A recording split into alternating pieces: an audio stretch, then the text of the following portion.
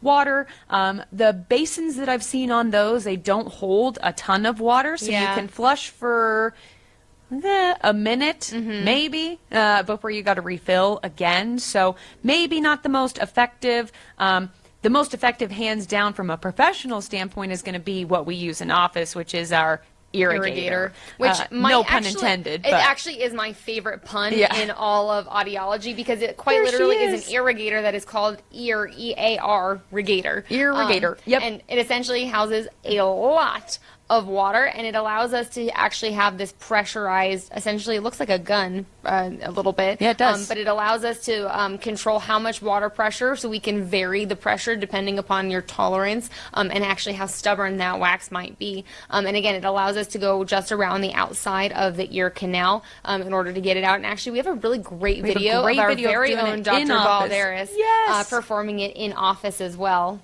All right, so you can see she's got that irrigator all lined up. The patient's got that little catch basin right there. She's got her headlamp on. She's ready to go.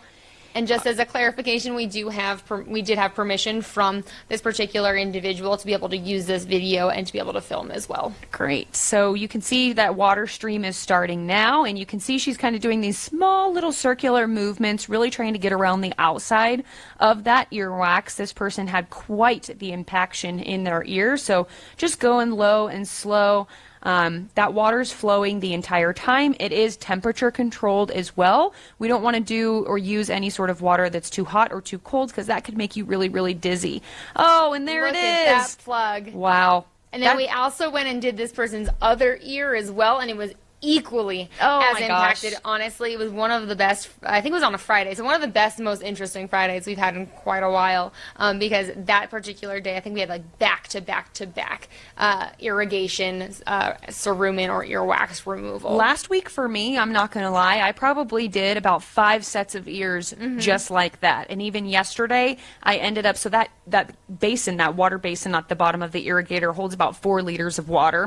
I ended up using 16 liters of water on this individual. Wow, so we did round after round after round after round. This is the same individual who then, after the first round of 4 liters and 4 liters on each side, we used some of the Earwax MD to soften that up for the next few minutes, went back in, kept going for it, and we were finally successful. 2 clear canals, beautiful eardrums, no pain, no discomfort.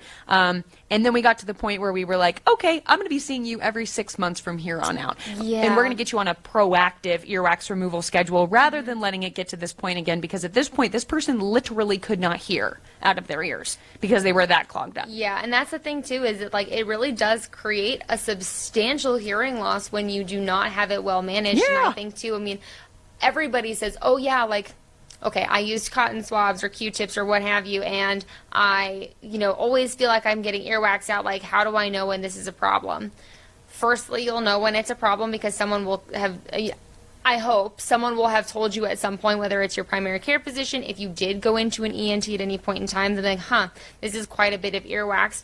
But if you haven't had it checked out in a while, you feel like you're all plugged up, you feel like your ears are constantly itchy, go and see that professional, because they can look inside your ears. And if you're someone who needs to be on an earwax removal schedule, they will put you on a removal schedule, because we really don't want it to get to the point where it's going to cause an issue. Nope.